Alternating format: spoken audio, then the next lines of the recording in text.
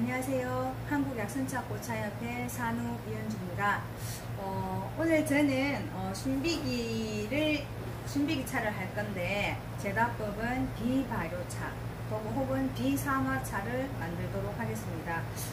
왜 이렇게 하필이면 많은 제다법이 있는데 순비기를 비발효차를 만드냐 하면, 순비기는 굉장히 향이 좋고 지금이 순비기가 이제 막 올라와서 잎이 크지 않은 철이거든요. 그래서 가장 신선한 맛과 가장 이 향과 맛을 그대로 유지하고 전달할 수 있는, 마실 수 있는 그런 차가 바로 비발효차이기 때문에 제가 오늘 비발효차를 만들겠습니다. 저 같은 경우는 연간 가장 많이 마시는 차 중에 하나이기도 해요. 왜냐면 제가 물론 차는 약이 아니지만 제가 아주 두통이 많이 있는 편인데, 두통이 있을 때마다 즐겨 찾는 차가 이 순비기차입니다. 순비기는 바닷가에 사는 염생성 식물이에요. 해녀들이 물질을 하고 산소 부족으로 가장 많이 앓는 병이 두통인데, 시는 병 곁에 약을 뒀다 하잖아요. 바닷가에 가면 가장 많은 약초 중에 하나가, 흔히 볼 수 있는 약초 중에 하나가 이 순비기입니다. 자, 그리고 제다법에 앞서서, 제다하는 방법에 앞서가지고 비발효 제다는 어떻게 하느냐 하면, 찻잎을 따다가 함수율을 보고 탄펴, 그 다음에 살청, 유념, 근조, 이 공식을 가지고 있는 것이 비발효 제다입니다. 탄펴는 찻잎에 있는 함수율을 조절해주는 그런 시간이고요. 찻잎을 따왔을 때 보통 1시간 정도 그늘에 편안하게 펼쳐두는 시간을 탄펴 시간이라고 합니다. 그 다음에 살청이 모든 차 제다 과정 중에 살청이 가장 중요합니다. 살청은 여기에 있는 푸른 빛을 죽인다는 의미를 가지고 있지만, 산화효소를 정지시킴으로 인해서 지금 이 맛을 고정시키는, 그리고 지금 이런 빛을, 이 푸른색을 그대로 유지시켜 줄 수 있는, 제다가 끝나면은 찻잎은 약간 검어지긴 하지만 다시 탄관에 우렸을 때 가장 지금의 색깔과 지금의 모습을 가장 잘 유지할 수 있게 해주는 것도 살청이에요. 살청을 잘못하게 되면 아주 낮은 온도에서 살청을 하거나 아니면 너무 익혀버리거나 그러면 나중에 탄관에서 차를 우려 마실 때 얼룩덜룩하게 찻잎이 예쁘지가 않아요. 그래서 마지막 이렇게 마시고 찻잎을 보는 것만으로 해도 이 차가 잘 덮어진 차다, 살청이 잘 된 차다, 못된 차다는 금방 알 수가 있게 됩니다. 자, 살청을 하기 위해서는 팬 온도를 가장 높게 올릴 거고요. 자, 왜 가장 높게 올리느냐? 팬 온도 250도에서 300도 정도 돼야지 비로소 찻잎에 80도라는 온도가 전해집니다. 이 속에 있는 산화효소는 단백질로 구성이 되어 있는데, 이 산화효소인 단백질이 정지를 하게 할 수 있는 온도가 80도에서 85도 사이.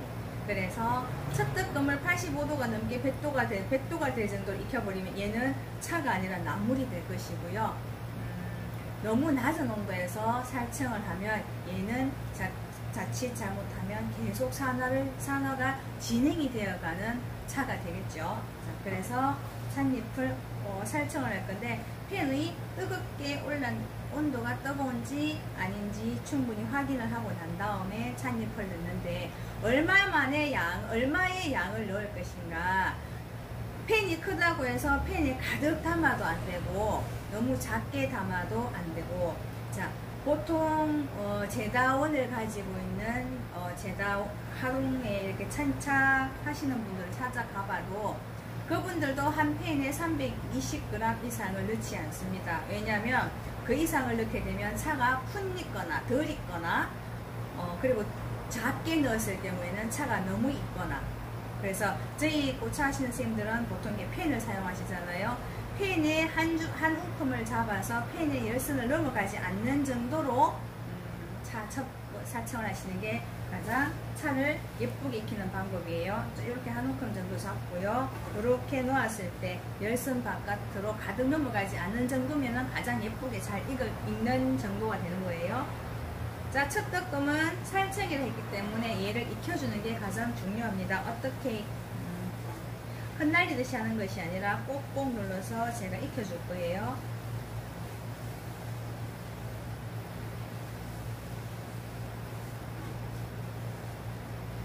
저는 차 닦을 때 장갑을 사용하는 것을 별로 좋아하지 않습니다. 대신에 이렇게 너무 뜨겁거나 그럴 때는 이렇게 득금 주걱을 사용해서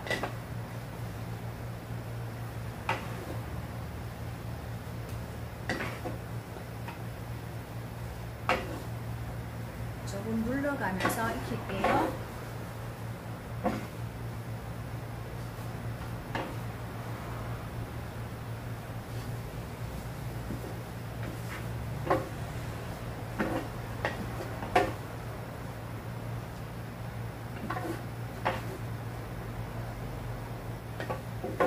전체적으로 골고루 잘 익은 것 같고요.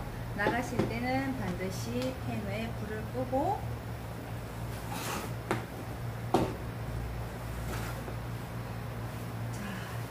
요념을 할 거예요. 요념을 하실 때는 내가 이 찻잎의 함수율이 어떻게 되는가, 차가 어린가, 조금 자랐는가, 아니면은 아주 많이 자란 큰 잎인가, 함수율이 많은가 작은가에 따라서 식혀서 유념할 것인가, 따뜻할 때 유념할 것인가, 뜨거울 때 유념할 것인가가 달라집니다. 자, 어리고 수분감이 많을수록 식혀서 하는 냉유념을 하셔야 됩니다. 여기에 수분감이 많은데 방금 뜨겁게 덮어서 나왔는데 이 뜨거운 상태에 비벼버리면 얘는 아주 곤죽이 되겠죠.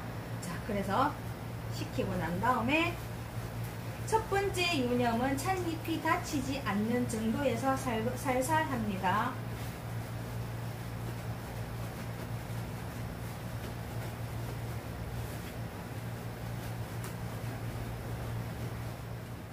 차즙이 약간 터지는 정도의 유념을 했고요. 자, 두 번째.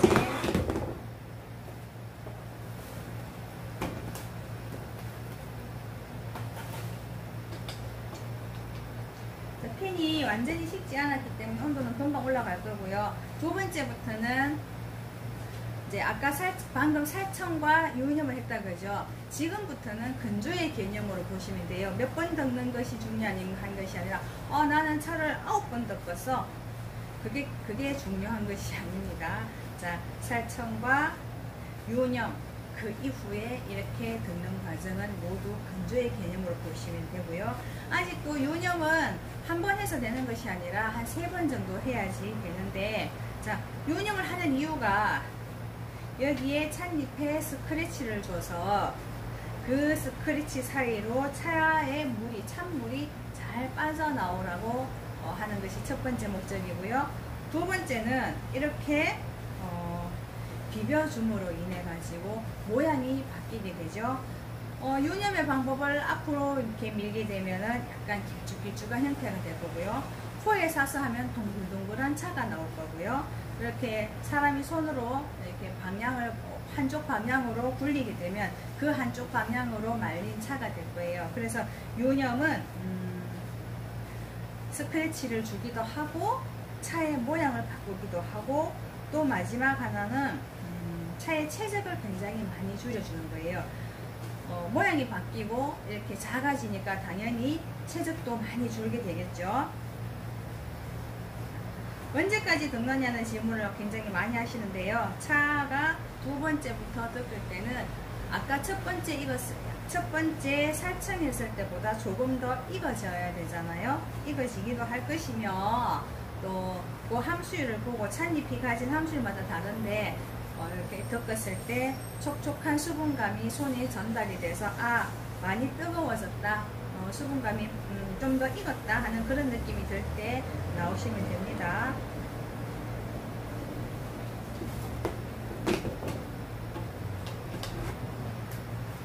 자, 두 번째 유념도 마찬가지로 식혀서 빠르게 식혀서 할 거고요.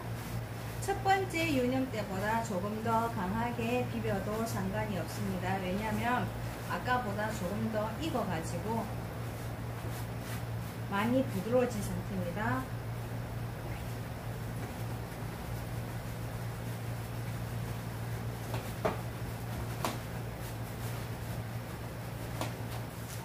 번째 유념입니다.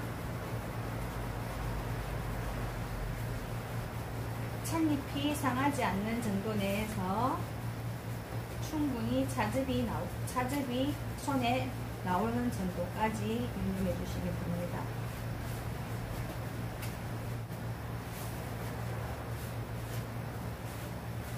자, 순비기는 특성상 많이 말리거나 유념이 잘 되는 차는 아니에요. 그래서 한 요 정도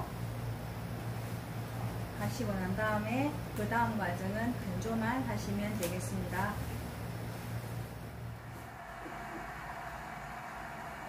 제다가 완성된 순비기 차입니다. 제가 한번 마셔보도록 할게요. 사실은 저 같은 경우는 만들어서 바로 마시진 않습니다. 최소한 아무리 비바이오 차라고 해도 만들어서 한 달 정도 이렇게 기다렸다가 차를 마시는 편이고요. 자, 순비기 차를 제가 한번 마셔볼게요. 순비기 차는 다른 차와 달리 참 좋은 게 뭐냐면 어떤 차와 브랜딩을 해도 다 잘 어울립니다. 꽃차와도 잘 어울리고 잎차와도 어떤 잎차와 브랜딩을 했을 때도 크게 자기를 드러내지 않고 다른 차를 더 맛있게 도와주는 역할을 하기 때문에 가끔 저는 수업할 때 차에서 미온이다 이렇게 말할 정도로 이 차는 아무 차에라도 잘 어울리는, 잘 브랜딩이 되는 그런 차입니다.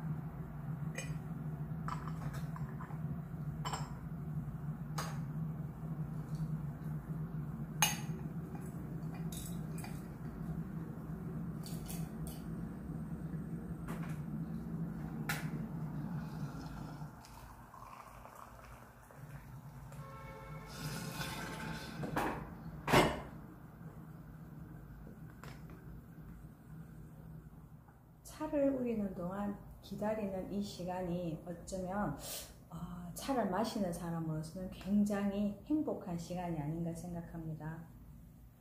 이렇게 찻잎이 하나하나 펴져가는 모습도 굉장히 아름다울 뿐더러 사실은 내가 만들어서 내가 먹는다는 그런 기쁨, 또 내가 만든 것을 이웃이나 지인에게 선물할 수 있다는 것, 그리고 내 가족들에게 편안하게 마실 수 있는 차를 직접 만들어서 먹는다는 게 굉장히 만들 때도 행복하지만 먹어서 나눌 때 더 큰 기쁨이 있는 것 같습니다.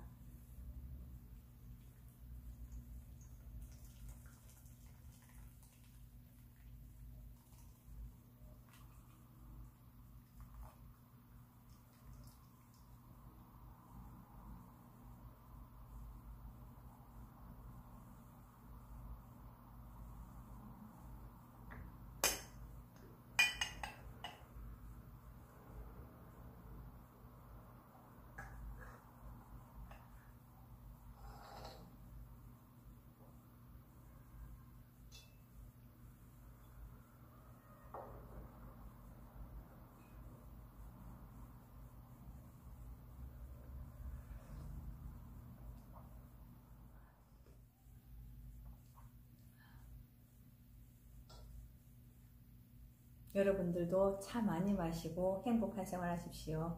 다음에 또 좋은 영상으로 찾아뵙겠습니다.